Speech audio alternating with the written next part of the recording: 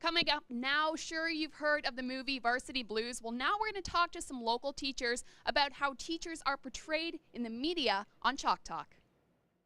The images we are exposed to in the media help shape our perception of everything around us.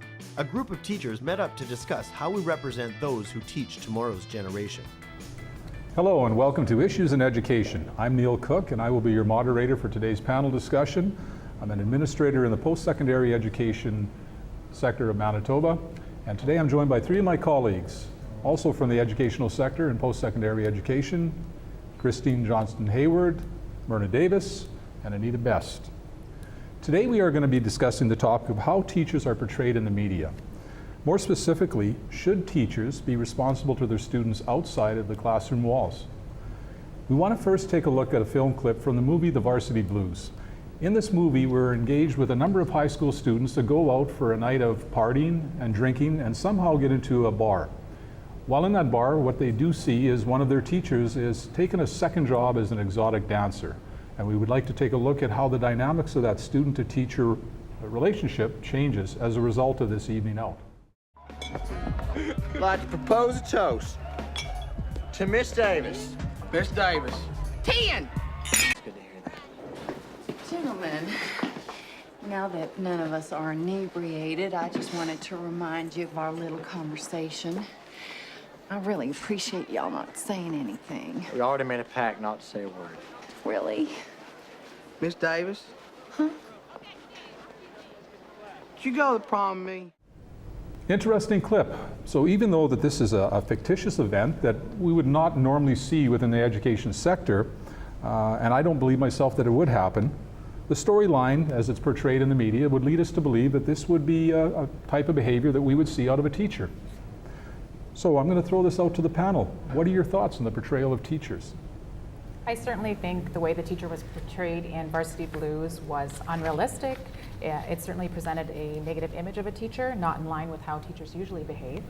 Teachers are in a role of public trust. They have a professional responsibility to conduct themselves in a moral and ethical way. They should be positive role models in the community and exercise their own best personal judgment. If you Google, do a Google search using the terms Code of Ethics and Teachers, you'll see there are a number of teachers associations that share that same view. I just think personal judgment it's hard to say what would be best for her. Maybe she's trying to pay back her student loans, or she's trying to feed her family, and the wage as a teacher just isn't quite enough to be meeting those needs. If you look at the teacher's Code of Ethics, it's all to do with their professional life and not their personal life. So I think there's some room to debate there. I do agree with you a little bit, Kristen, but disagree as well. If it was for financial concerns, the teacher definitely could have chosen a more respectable second job and not degrade her image as a teacher outside of the classroom setting. We do have to look at her professional image outside those walls. Let me quickly ask you this question. Would it have made a difference if she were an elementary school teacher? I don't think it would, because you could run into other colleagues, parents of those teachers. So I don't think it really matters what grade you teach. You are a teacher, an instructor, and you have an image to portray. Okay, so in that movie, The Varsity Blues, we were dealing with a situation where the teacher is perceived to have been doing it for more personal or financial reasons.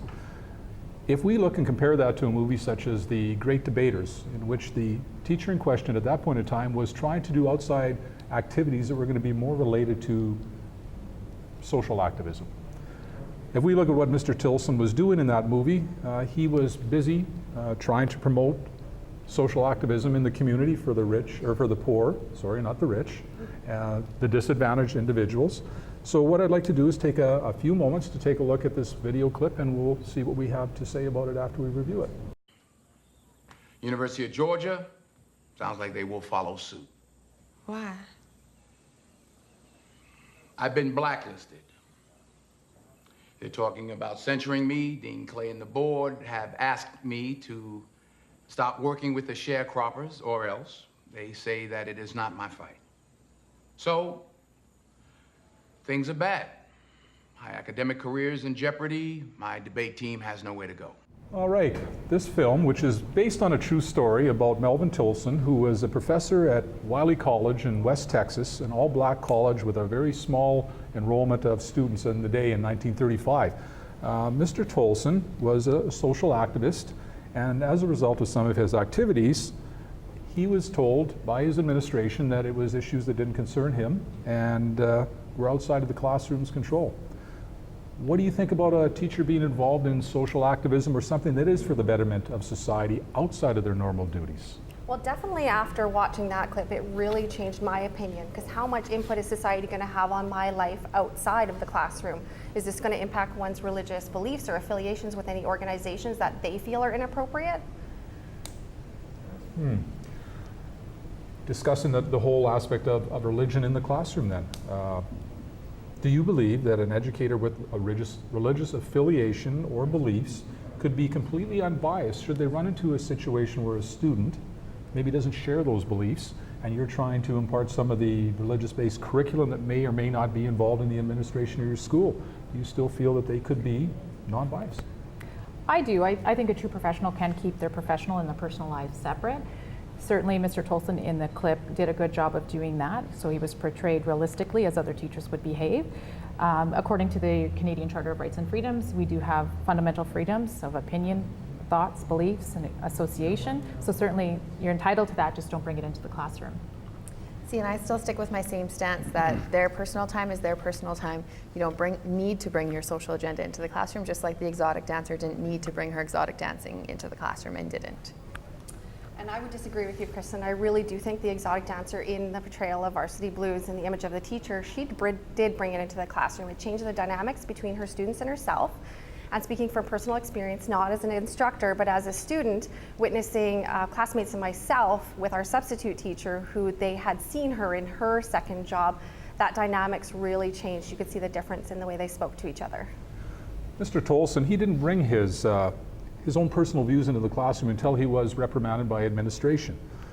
At that point in time, we have to consider some of the comments that are made in the Hollywood curriculum by Mary Dalton, considering that there may be a hidden agenda. And that's the stereotypical portrayal of a lot of teachers, and that's the storyline basis. What do you think that realistically teachers do bring into the classroom from a personal perspective? Well, I think sometimes it's seen as a positive thing. If you look at professors, they're seen as the most prestigious teachers, and they're required to have research, teaching, and have service work done. And I believe that the service work is probably fueled more by their personal agenda and passions, and that's a good thing. That enhances their teaching practice. Well, thank you. Both of these films, though completely polar opposites, were both really good portrayals of how the media sees teachers and stereotypes teachers in general. I would really like to thank our panelists today, and we look forward to seeing you again on the next episode of Issues in Education.